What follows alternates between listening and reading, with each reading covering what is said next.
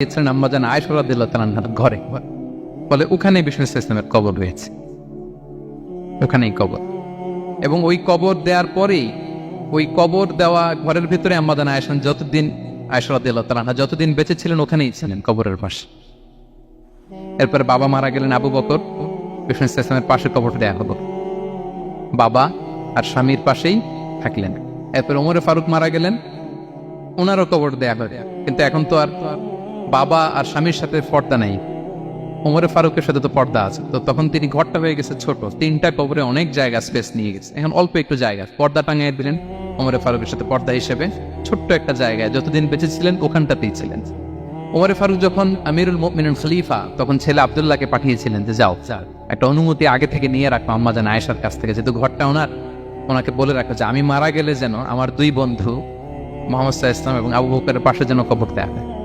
আব্দুল্লাহ এসে বলল, আব্বা জান তো এই পয়গাম পাঠিয়েছেন। আয়েশা রাদিয়াল্লাহু তাআলা আনহা বললেন, আমার খুব ইচ্ছা ছিল আমি আমার স্বামী এবং বাবার পাশে শুব, কিন্তু আমিরুল মুমিনিন যখন চেয়েছেন এটাকে আমি ফিরিয়ে দিতে পারিনি।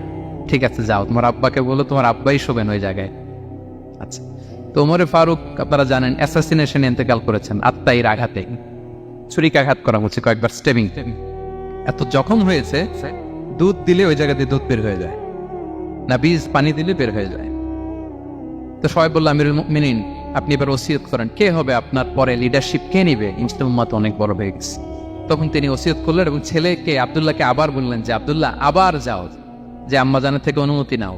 বলতেছে অনুমতি না নিলাম আর অনেক আগে, উনি তো বলছে আপনি মারা গেলে ওখানেই শোবেন। বলতেছে না, তখন আমি আমিরুল মুমিনিন ছিলাম, এখন তো কিছুক্ষণ পরেই মারা যাবে, এমনও হতে পারে আমার ভয়ে বা লজ্জায় তখন অনুমতি দিচ্ছে, এখন আর দিবেন, আবার যাও। আবার গেল, আয়েশা রাদিয়াল্লাহু তাআলা আনহা বললেন, না এখন আমি আগের কথার উপরে আছে, তোমার আব্বাই সেখানে শোক। সুবহানাল্লাহ। ওমরে ফারুক ওখানে শুলেন, তখন তিনি পর্দা আরম্ভ করলেন আম্মাজান আয়েশা। তাহলে রাসূল সাল্লাল্লাহু আলাইহি ওয়াসাল্লামের কবরটা হচ্ছে আম্মাজান আয়েশা রাদিয়াল্লাহু তাআলা আনহার ঘরের ভেতরেই। আপনারা মসজিদে নববী যারা ভিজিট করেছেন তারা জানেন যে আপনারা যখন কিবলামুখী হয়ে নামাজ পড়েন, বাম দিকে বিষ্ণু সাল্লাল্লাহু আলাইহি ওয়াসাল্লামের কবর, সেখানে রাসূল সাল্লাল্লাহু আলাইহি ওয়াসাল্লামের পাশে আবু বকর এবং ওমরে ফারুক রাদিয়াল্লাহু তাআলা আনহুমা শুয়ে আছেন।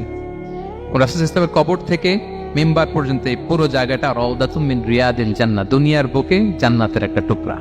বিষ্ণু সাল্লাল্লাহু আলাইহি ওয়াসাল্লাম ইন্তেকালের আগে ওনাকে অপশন দেয়া হয়েছে, নবী আপনি চাইলে থেকে যেতে পারেন আজীবন, আর চাইলে আমার কাছে চলে আসতে পারেন, এভাবে অপশন।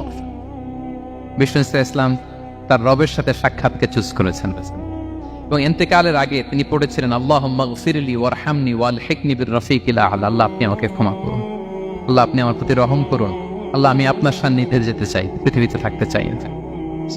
অপশন দেওয়া হয়েছে, আপনার অপশন দেওয়া হবে, হ্যাঁ চাইলে আজীবন থাকেন। আমরা অপশন পেলে তো বলতাম আল্লাহ যা হয়েছে এখানেই থাকতে চাই, কি বলেন? বিষ্ণু সাল্লাল্লাহু আলাইহি ওয়াসাল্লাম বলেছেন ইলা রফিকিল আ'লা, হে আল্লাহ আমি আপনার সান্নিধ্যে যেতে চাই। বিষ্ণু সাল্লাল্লাহু আলাইহি ওয়াসাল্লাম ইন্তেকাল করলেন এবং উম্মার জন্য এটা সবচাইতে বড় ফিতনা এবং পরীক্ষা ছিল, এর চেয়ে বড় কষ্টদায়ক বিষয় ছিল না উম্মার জন্য বিষ্ণু সাল্লাল্লাহু আলাইহি ওয়াসাল্লামের ইন্তেকাল। তিনি যখন ইন্তেকাল করলেন সাহাবারা পাগলের মতো হয়ে গেল।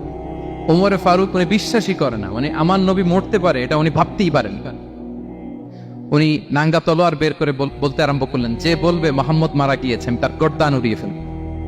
পরিস্থিতি অত্যন্ত ভয়ঙ্কর।